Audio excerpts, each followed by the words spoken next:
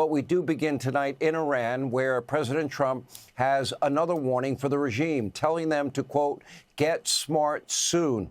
According to reports, U.S. Central Command has planned a short and powerful wave of strikes on Iran to break the negotiation deadlock.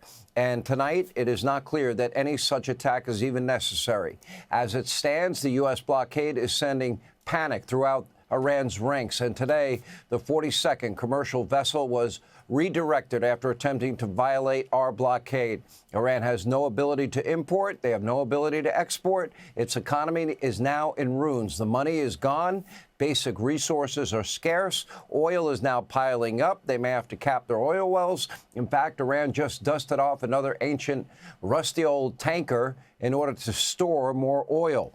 But if you need more evidence of the blockade's success, just take a look at what Iran's leaders are now saying. They are now threatening, quote, unprecedented military action if the blockade continues. Of course, Donald Trump, he would be undeterred at the moment. Take a look. Well, the blockade is genius, okay? The blockade has been 100% foolproof. It shows how good our Navy is, I can tell you that. Nobody's going to play games. We have the greatest military in the world, and I built much of it during my first term, and we've been building it since. And the greatest anywhere in the world, nobody even close. Now, ultimately, there is only one way for Iran to lift that blockade, and it is not rocket science. Take a look.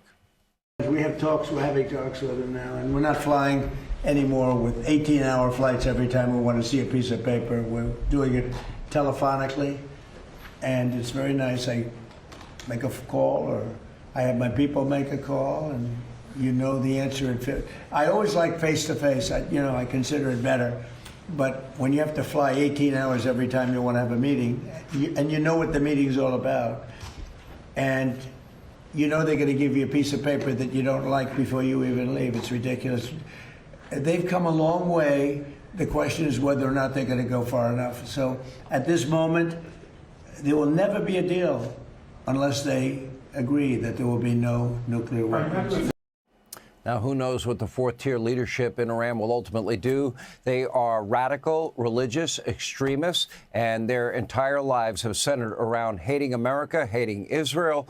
But we do know one thing for sure. This entire operation has already been a historic success.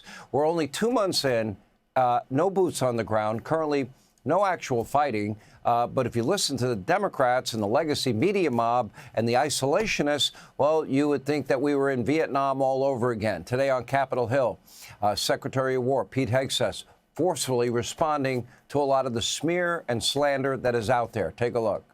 I hope you appreciate how reckless it is. When I said reckless, feckless, and defeatist of congressional Democrats at the beginning, that came after watching you say the same thing on CNN this morning, a quagmire. My generation served in a quagmire in Iraq and Afghanistan, years and years of nebulous missions and utopian nation building that led us to nothing.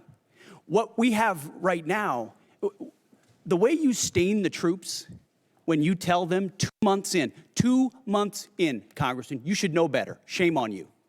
Calling this a quagmire 2 months in.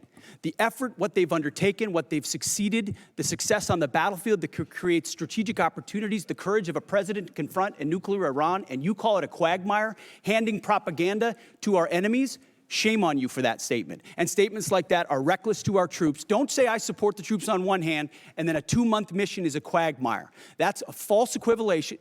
Who are you cheering for here? Who are you pulling for?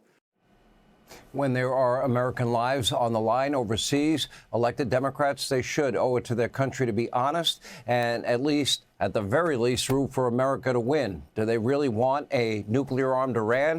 It always comes down to that question. Is that a risk that they're willing to take, handing off that country to their kids, their grandkids? Why? Because they hate Donald Trump that much? Trump derangement syndrome is a mental illness, and unfortunately, I fear there's no cure for it. All right, thanks for watching. Check out my new podcast, Hanging Out with me, Sean Hannity. The big interviews, the debates you won't get anywhere else. Like and subscribe for new episodes every Tuesday and Thursday.